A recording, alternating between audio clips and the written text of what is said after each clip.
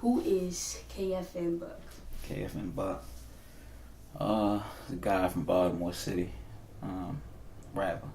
A nice one, talented one. You know. That's who he is. Alright. Global Grinders Gang. How did it start? What's the meaning or the purpose behind it? Global Grinders. I used to always be like, man, I'm traveling the world, right? And then I used to always just say that I'm traveling the world, get this money and all that. Then I came up with like, I'm about to start making sweatsuits, shirts, just tap into this clothing thing. So I'm like, well, Global Grinders. Just came up with the name and just made it a clothing line for real. Grinding all across the globe. That's what I'm trying to do. How long have you been rapping? Since I was 15 years old. So, a long time. Did you take it serious? Like, is it still like the same seriousness about it? Nah, not at first. I ain't take it serious at first. Till I was about 18, 20, like that. Somewhere around that age bracket, I think. Is the backstory to your sister's passing? The backstory. I don't even know. It just... I don't even know. It just brought... I know one thing. It just brought, a lot of hurt on the family. But it also brought a blessing within me with the song and, the stuff that's going on with the song and a lot of opportunities opening up because people, get to hear my voice now. But, as far as anything else, I don't know. I don't know what happened, how, and I'm like that. My biggest fan, she a KFN, not member, but she a rapper, like a artist. The only person in my family who didn't take the KFN up their name, everybody was riding with me at first, and everybody let it go. She kept our KFN up there, so I gotta do this for her. Okay, so do you think the song was your way of like releasing your emotions about the situation and venting? Yeah, hell yeah. Like when I was writing it, at first I like the first 4 lines I was on. I'm like, man, I ain't doing this shit, man. I'm not about it. Still couldn't believe it. I was like 2 days later, for real. Like, I ain't doing that shit. And then later on that night, it was air from the vent though. I know it was, but it felt like it was her that just grabbed me, like, go put on for me. Feel me? So I'm like, all right, bet. Just finish that shit that night. Okay, so are you signed? Nah. Alright, so how do you feel about being signed? Like, would you get signed or would you rather stay independent? I get signed depending on the contract, like something simple. Like for right now, like I jump into something simple to get my feet wet, get in the door, foot in the door. But it gotta be something simple. I don't want nothing long term with nobody right now. So if it's something that can just get me to something long term eventually, then I'll be with that. But I'm more on like distribution deals and management and stuff like that. Like management deals and stuff like that. Not no record deal. Okay. So outside of like building your clothing brand and that brand period, what moves do you make to make sure that your music career keeps pursuing? Work. I had stopped writing for a long time, for real. I wasn't even into the music like the past 2 years. For real. I mean, I dropped 2 mixtapes on Smarilla last year, but I ain't even really care, let that go about his business. But I kind of flipped it now because I kind of like threw the clothes to the side and back focusing on the music. The clothes is gonna come along with it anyway. Clothing line will come along with it, but So could you say that you're using rap to like segue into like being a mogul? Yeah, exactly. So like I'm just gonna be fans of Global Grinders who might not even know that the owner of Global Grinders is a rapper, and then find that out like, oh, all right, boom, then that could bring me followers from the clothing, and then my followers and fans from the music. I'm like, oh, and he got clothing. Oh, all right, so I'm gonna go buy. So it's like segue off each other. Yeah. Alright, so I was showing you your IG. You didn't get that many pictures, so I didn't have to go that far. But your aesthetic changed from like white to dark. Yeah. Does that have something to do with your sister, or that's just how you feeling? What like? you mean white to dark? Like, so like, what you? I'm gonna say like the bottom 2 rows you got white tee, right? White Yeah. colors. As you go up above, yeah, that's crazy. You peep that out. Mixed in, so that's crazy. You peep that out. Is that? Did it have anything to do with your sister, or is that just your mood now? Like, I mean, like yeah, you see that? That's my mood now. Like, just dark. Like, for some reason, really.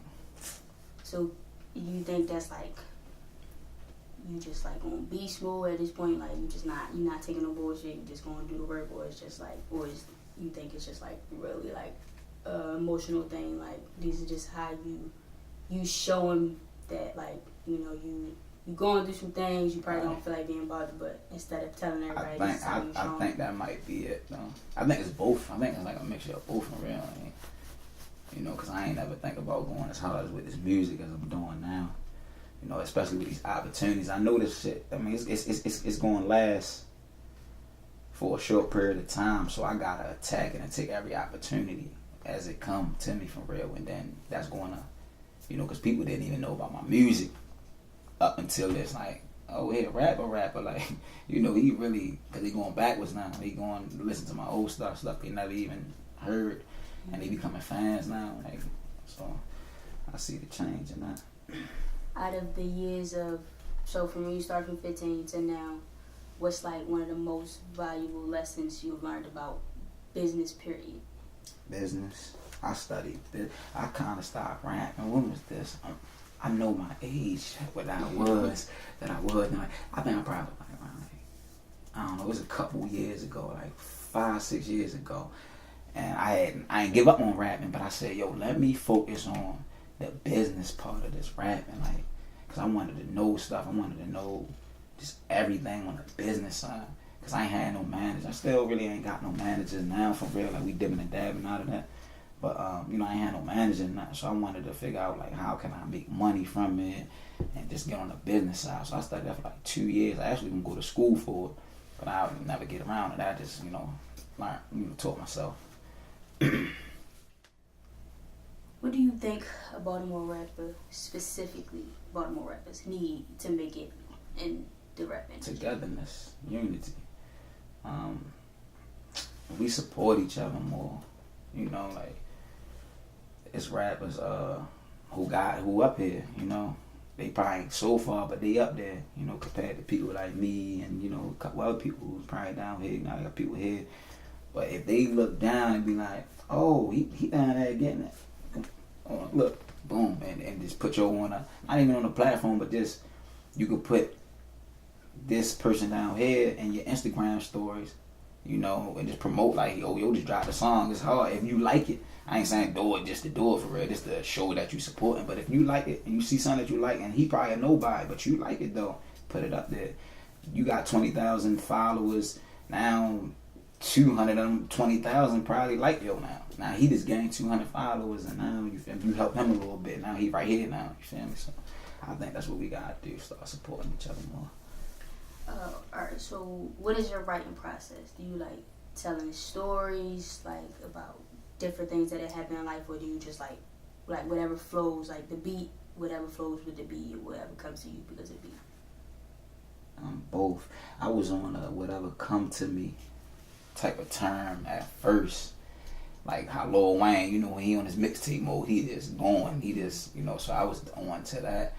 I think going into like album mode and stuff like that, original, when you originalize and everything, I like telling my story on, you know, original beats. But if it's like an industry beat I'm just rapping on, that's just a throwaway. Like, I don't really care about them, so I just spaz on them, just whatever, just go hard on them. But what do you think set you apart from the other rappers in the city? I don't know. I think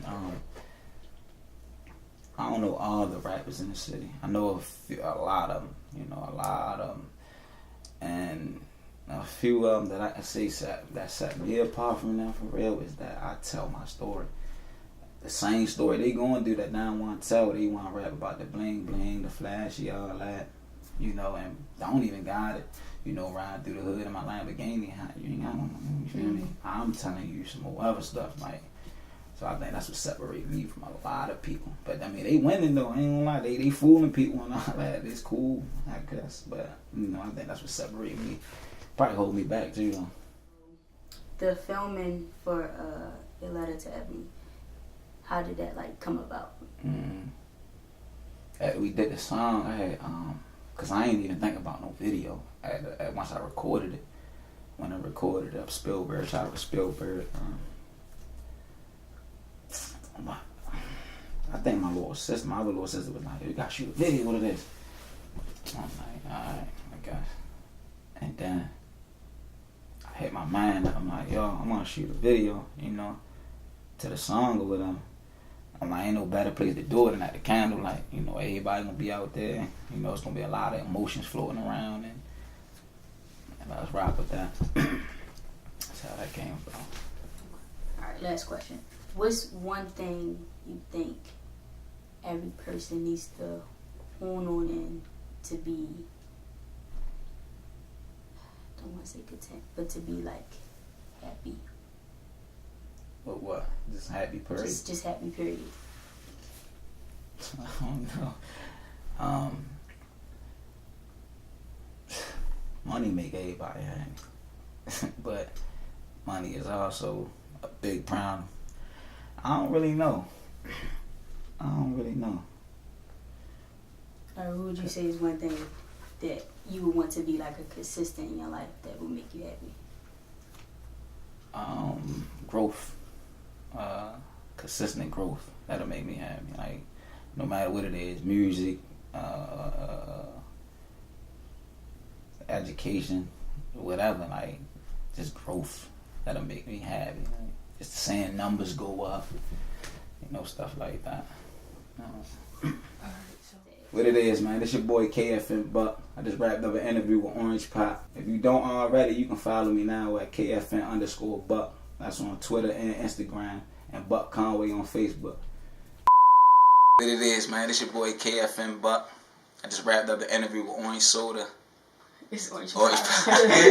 Yo, hold that time. Hey, I can ask you, who you doing the interview with Friday? Orange Soda Pop. I can't even get that name.